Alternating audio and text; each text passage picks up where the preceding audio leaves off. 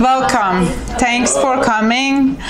Before we begin, I want to share why we're choosing this little chair for you tonight to sit. There is a reason behind it. Every day, our teachers, which they're all sitting on the back, they bring themselves down to the children's level on the floor, on the tiny chairs. Even we have a smaller than that from the top. I didn't bring it for you.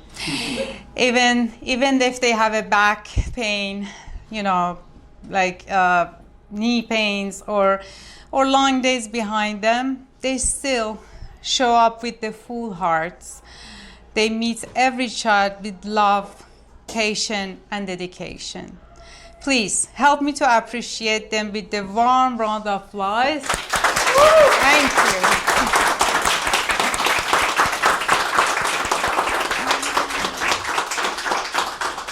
And heartfelt thanks for amazing Professor Jinder. She used to be my professor and other teacher professor, whose kindness, wisdom, and support make this workshop truly magnificent. Thank you so much.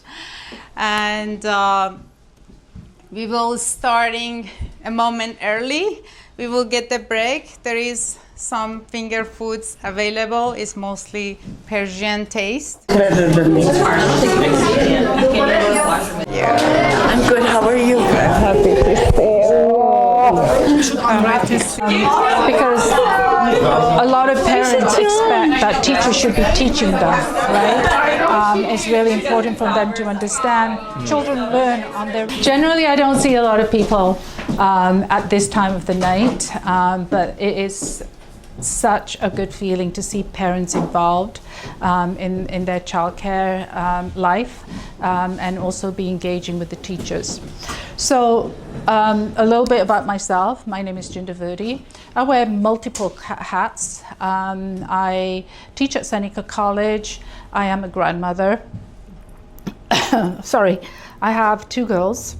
I have 3 grandkids. And when it comes to my profession, I teach, like I said, at Seneca College, but I also do a number of these consulting, and I do consultant work as well as I work for Ontario Health at Home. So there's these hats I wear, and every hat I wear is so rewarding for me because I know there are families out there who are longing to learn as well as enriching their child's life. So today we're going to be talking about the importance of play and establishing routines. So this workshop is a refresher for many of you, or it's also a session for many of you to reflect on your own lifestyles as well as to support your own families. Okay, so we're going to start off with an icebreaker. Think of when you were little, what you played with. We're going to talk a little bit about what play is, as well as history of play, why play is important, and how can you assist the child's play, importance of established routines, and why routines are important. Okay, so many of you have already gone through routines, and some of you may think that routines are not important, so it's a little bit of a learning curve for many of you to understand why it is important. Okay, so let's go back to when you were young, okay?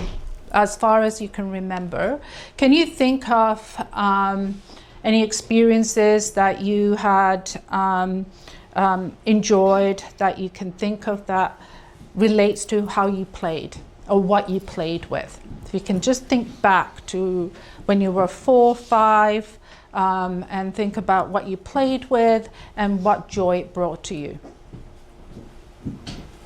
I'll start. Okay, good. I think the creativity of making balls with socks, I remember doing that with my brother. That really helped. Like, it showed creativity. Right. When we didn't have the toys. So that was one thing that I really enjoyed, and I always remember that we made something out of nothing, right? That's right. That's right. Anybody else?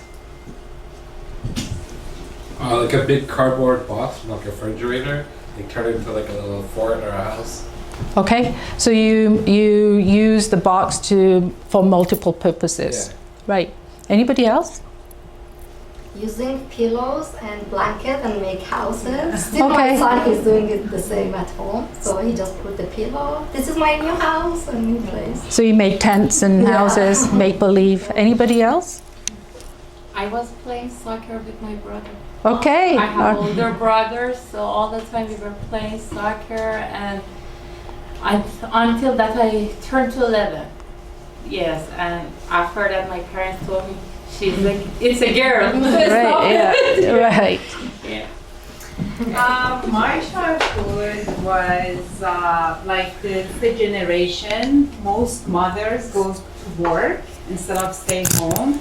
And my cousins and my sister and brother, all we went to our grandma's house. It was full of fun, and we do everything you just name it. So it just from the kitchen to cook, from like a backyard to dig in, just play with this, with that. Like it's a full of like a joyful environment.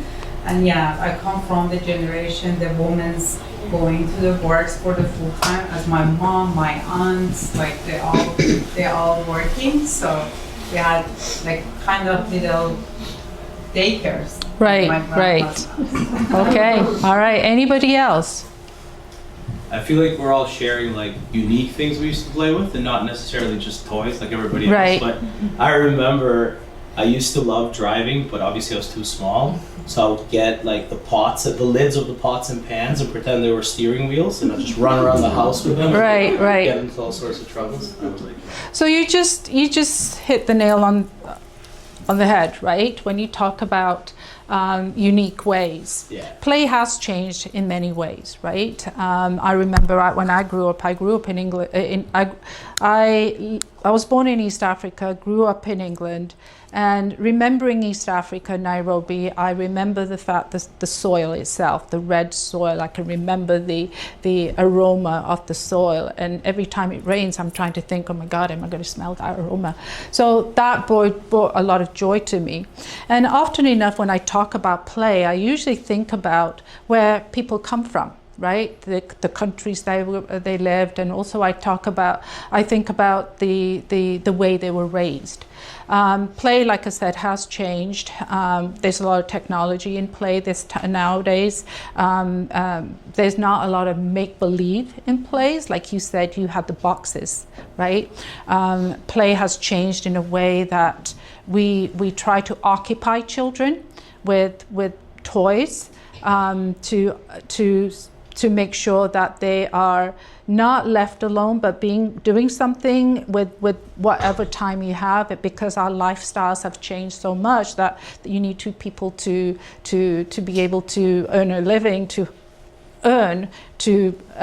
raise children and buy a house and all that, right? So it has changed quite a bit. So play in itself is so important, right? And the way we view play is the way we feel we should think about how children are learning. So just going back to this quote from Fred Rogers, play is often talked about as if it was a relief from serious learning, but for children, play is serious learning.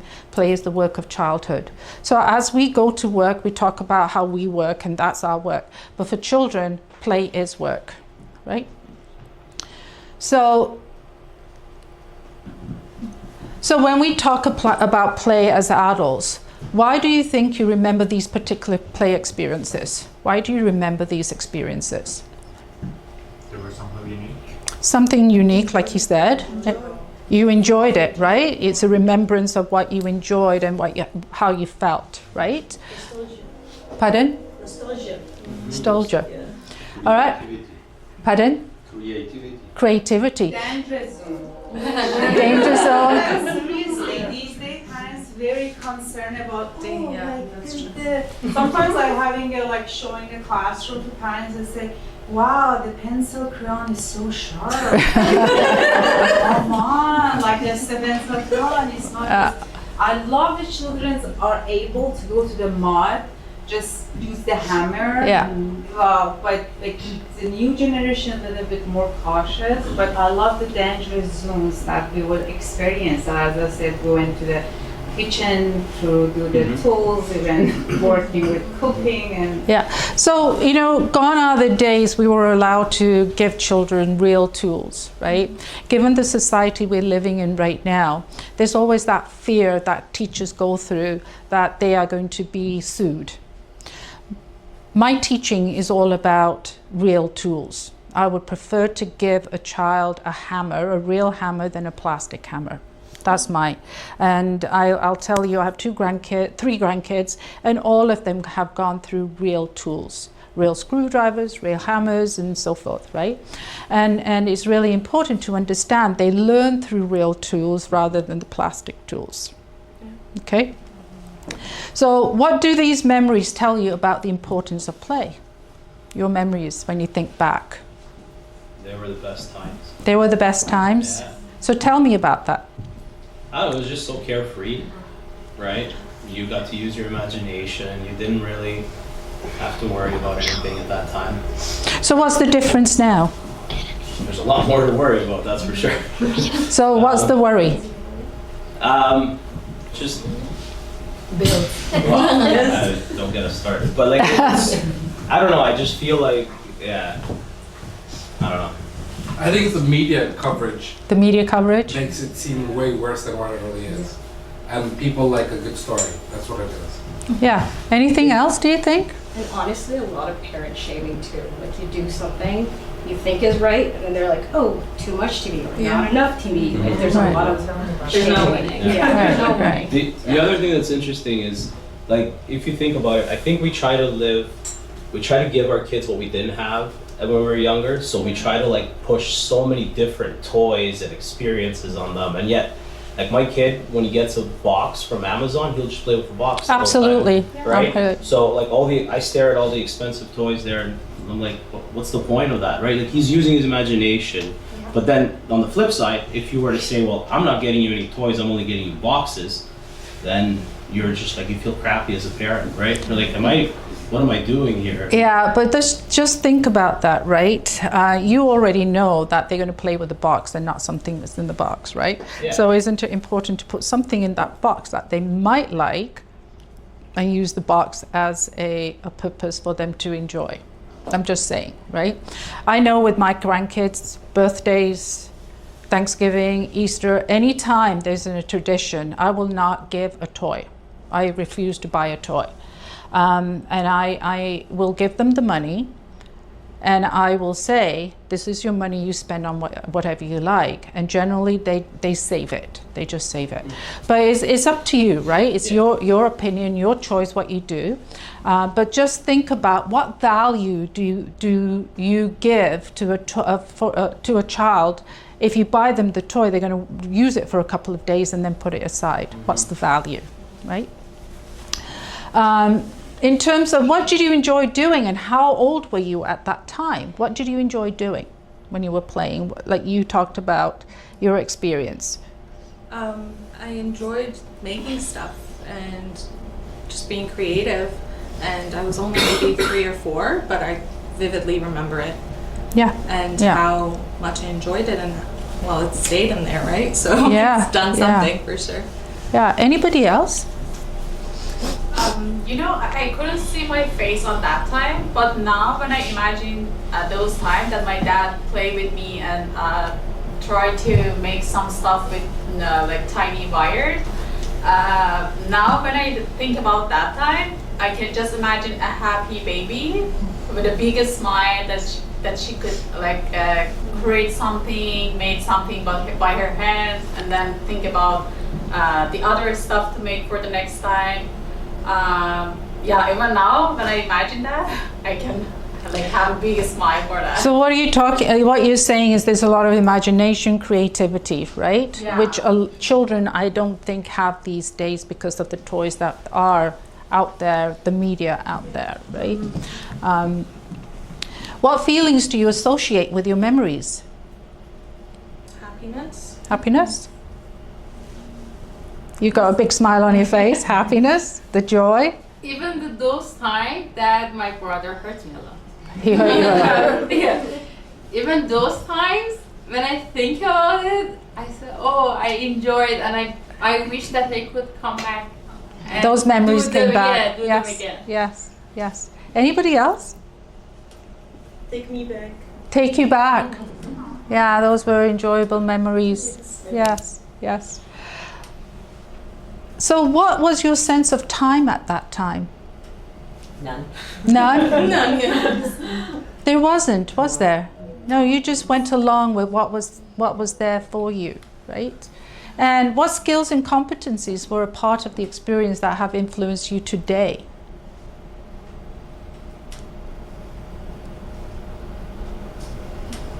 So through your learnings when you were young, right? What were your competencies that you feel, your skills that you've learned? Compromise. Compromise? Like when you were younger, there was less stuff, and you know, you just played with people more, so there was always a lot more compromise on what you did and whatnot. Absolutely. But there's no guilt. I don't think your parents felt a guilt, right? But now parents feel a guilt. Why is that? That also, I think, comes from parent shaming as well. Like, you just see it on the internet, social media. Oh, like kids have to have these toys to, I don't know, expel or all of that, and you're just scared to not give them enough so that they can do good in life. But now that we're talking about it, I'm realizing we didn't have it, and I think we're doing good. You're healthy, right? You're healthy. We're good. We're here. Yeah. But yeah, you just I think one of the skills that has influenced me today is probably, I'm trying, it's very hard with the fast pace of life, but to just be more creative and give them the opportunity of being with other children. Because I remember those memories, it was associated with my cousin or my brother.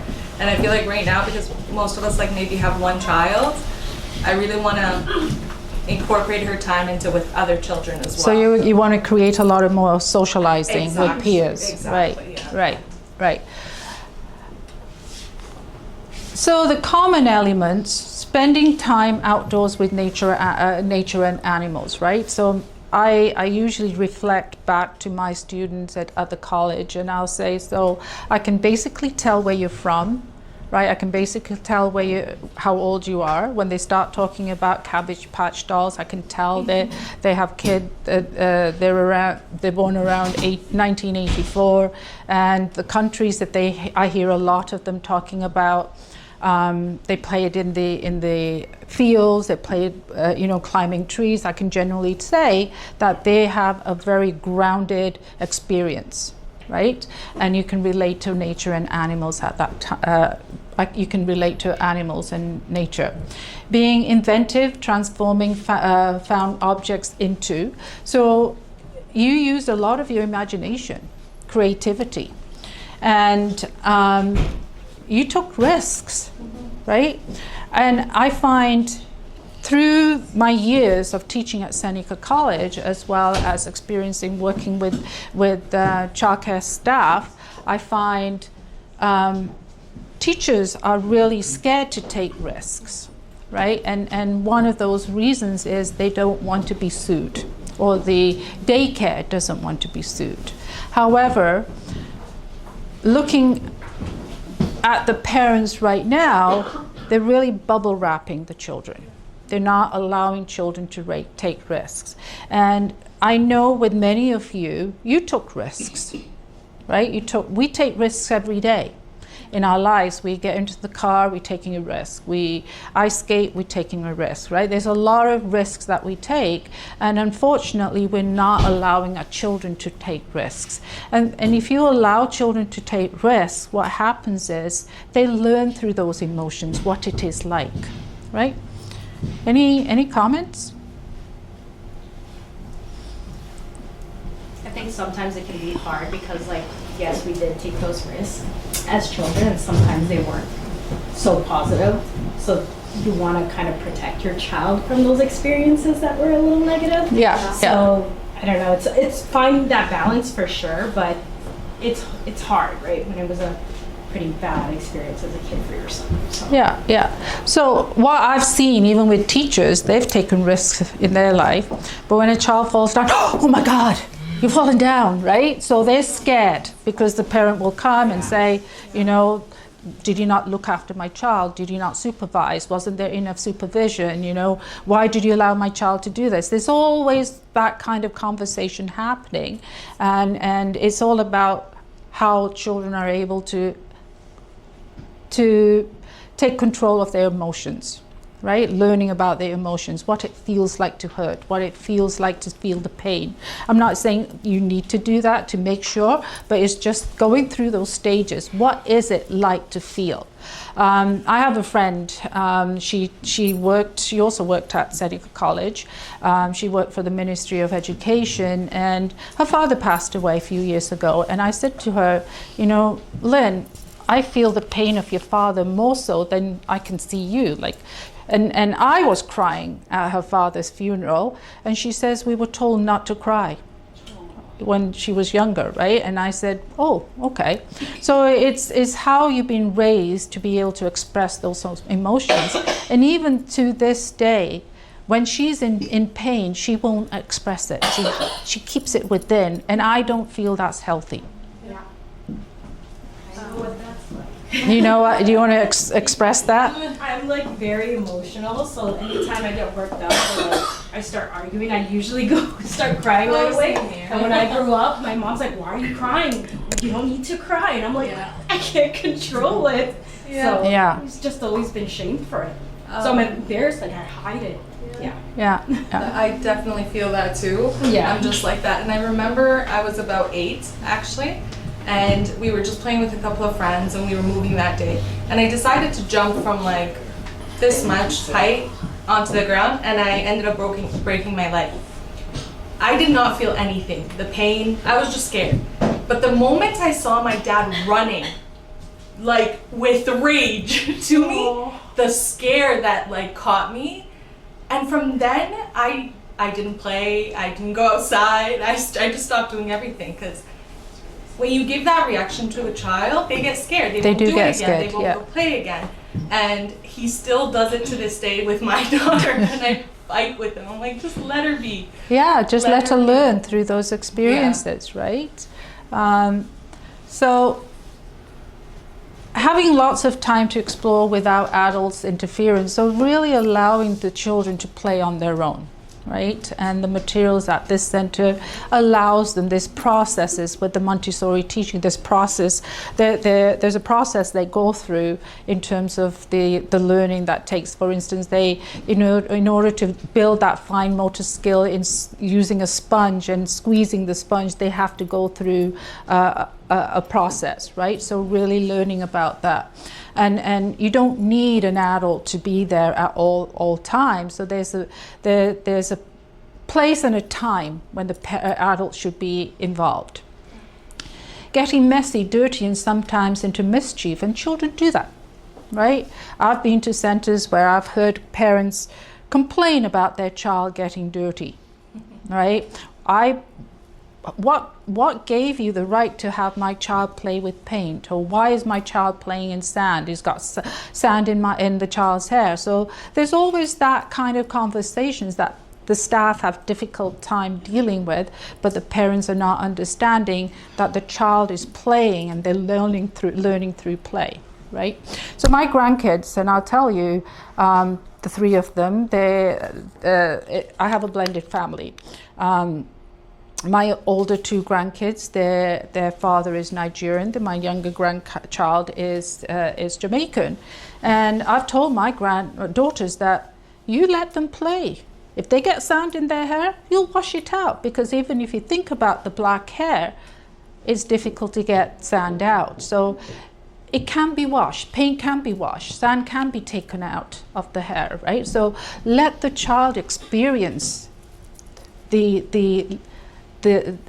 what they're playing with.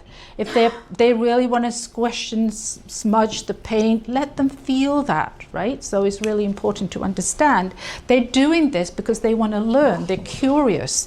And if you feel your child is competent in order to be curious, you will allow that to happen, okay?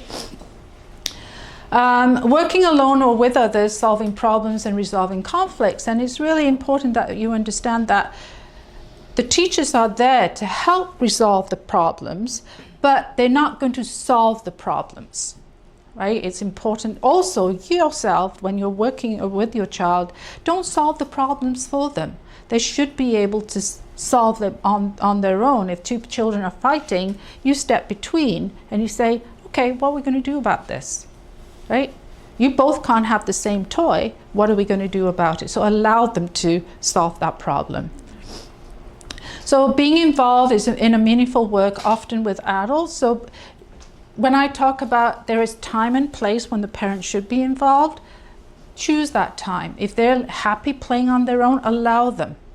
If they need some assistance, step in, right? And then enjoying celebrations and families or community gatherings. So the importance of play, this is right from the literature. Children have the right to play. The United Nations Convention of the Rights of the Child states parties recognize the right of the child to rest and leisure, to engage in play and recreational activities. Okay. So what is play? So play is how children naturally learn. Okay. It stimulates their brain growth. It lays down the foundations for later learning. So there is a theorist Frederick Froebel. He talked about a lot of materials. If you provide a child with Lego throughout their journey into adulthood, they probably become an engineer or in some form of construction, right? So if you allow a child to play with books and dolls, they're usually a child who are very much nurturing. So Frederick Froebel had done a study on children, and that's what he talked about. When I asked her teacher, she said that she plays with the other kids here, but no pushing, no pulling, nothing. But when we go to playground, I see every single time that she try to pull at the other babies or push them, and I have no idea what I have to do to just avoid makes it force or try to make it better. Encourage her to talk and yeah. Okay. So she's a toddler, right? So child development, when you look at it, there are stages through play, right? So the infants, well, they pick up, they put things in their mouth, they're exploring the object or they're exploring the material they have in their hands, and they generally play on their own. With the toddlers, they will play along one of their peers, but they won't play with them. So at the daycare, your child has accustomed to playing with them, with her peers. So with a toddler, what is yours is mine. I'm going to give it to you is mine. I'm going to put it down is mine. It's always mine, mine, mine. In the playground, she hasn't established that. But here, your child has established that. So these are the stages that they will go through. When you're with your child, just talk about how she can play with the children and be be a cooperative peer to them. But don't expect much, because that's the stage they go through. How long is a parallel play stage? Until they're a preschooler, 2.5. Yeah, again, it really depends on the child and on the parent, how much you've exposed the child to, because if you have a child who's the only child, it may take a longer stage. If a child has another sibling, it may be a quicker period that they go through. They're supposed to learn from. So there's various ways how children play, depending on the age, right? So what age are you looking at? 4.5. So your child, 4.5, they're establishing routines. They're establishing how to play along with people, with other children. They're establishing rules, right? So they will be involved. There'll be a lot of socio dramatic plays that they do. There's a lot of conversations that they have. So there are different stages that they go through in physical, cognitive, developmental domains. So there are, in terms of what you're asking, is quite broad. Just as an example, for example, 3 plays that around that age, the children they do, and what they are supposed to learn from that play. So with a preschooler, they should be able to ride a bicycle. They should be able to kick the ball. They learn how to ride a bicycle. So what is, like, I don't know how can I explain. So because when you learn something, it's that one, but you cannot use it for learning to do something else. So what you are learning, so if you just learn to ride the bike, it is just that's all. No. You cannot use it for something else. So so I could do a physical language, a physical literacy workshop on this with you guys in the stages how children learn to play in what domains. So when you're talking about a preschooler who is riding a bike, right? They learn how fast they can go. They learn how to control their movement when they need to stop, right? They're able to maneuver themselves. So if a child is also, say for playing with blocks, right? This child at 4.5, they should be able to make towers. They should be able to make structures. Then they should be able to label what they're making. So I remember myself, I mean, as you said, we use lots of things around us to make some play environment or create some toys for ourselves to use it, and at the same time we absorbing around us, like whatever is happening around us. I remember my parents dropped me on my grandmother's house, and my aunt is not far away from my grandmother. They were in the middle of the old market, so bazaar.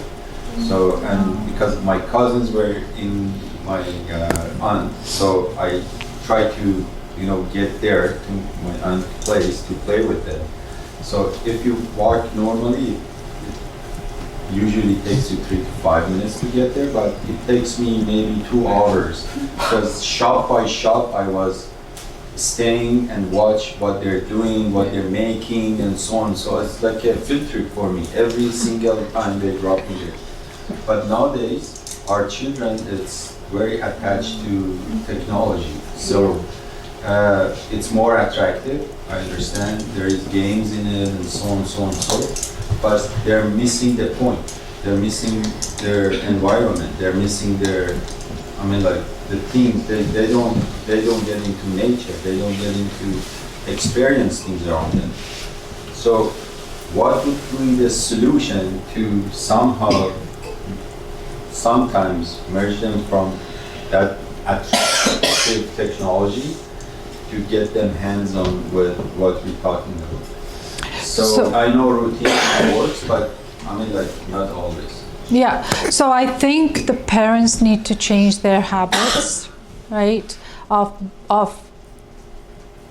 what they're doing, right?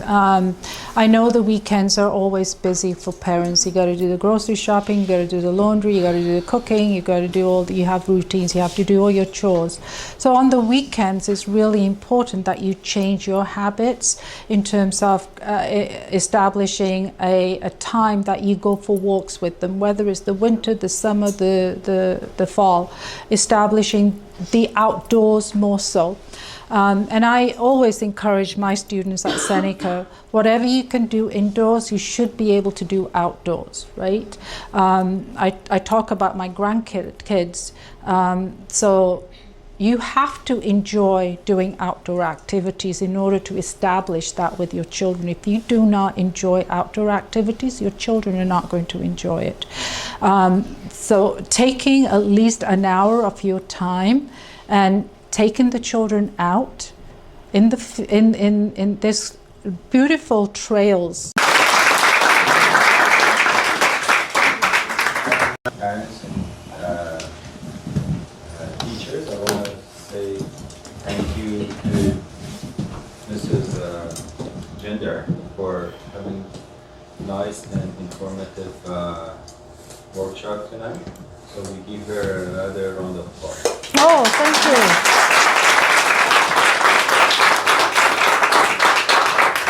So this is my passion. This is my passion. Like I said, I do work for Ontario Health at Home, and the population is very different, is seniors compared to the children. It was a very empowering session. We learned a lot about how important play is in our children's lives. It was kind of really nice because it was really reassuring to see that some of the things we're implementing at home are actually like the good thing, and like, you know, like it's just like, as a parent, you know you're doing the right thing. So that was really empowering to hear. There's a lot of little things that I definitely could take away and implement more, like taking my child out to play, you know, in the middle of winter, which I will admit I don't do. But overall, I'm so glad I came. It was great, and seeing all the teachers and what they do here. So yeah, it was a great session. It was the best workshop ever. She was really, really comfortable to talk about that, and I could see that her passion about talking about kids and share her knowledge and experience. So I really love it. I really love it and I enjoy it. Thanks. It was an amazing workshop today, organized by Talent Montessori. I want to thank you so much. Thanks everyone, all the teachers, all the organizers, especially the professor who was coming from Seneca College. It was so informative. We learned a lot. So thank you so much for everything. How did you find tonight's workshop at Talent Montessori School? Really good. I learned a lot. I learned something new about routines and play. So very insightful, and yeah, it was great. Be good and great, especially for my baby that he's only 19 months. And it's good as a start to have a routine, a sleep routine, food routine, everything. The most useful part for me was the routine part and play time. Because my son, he loves play all around the house, all the time, non-stop. And the good part, my son has his routine. Sometimes I'm a person that I want to make the deal break. I want to be a deal breaker. But tonight I got it that I don't have to. It's really good that my son has his routine and I don't have to stop him. So it was more useful for me that I know how to behave my son and I can stop being the bad mom. Yes, and it was really good tonight. Thank you so much, and I appreciate for everything. At Talent Montessori School, parents and teachers grow together. Our workshop helps us to stay elegant for your child's best journey.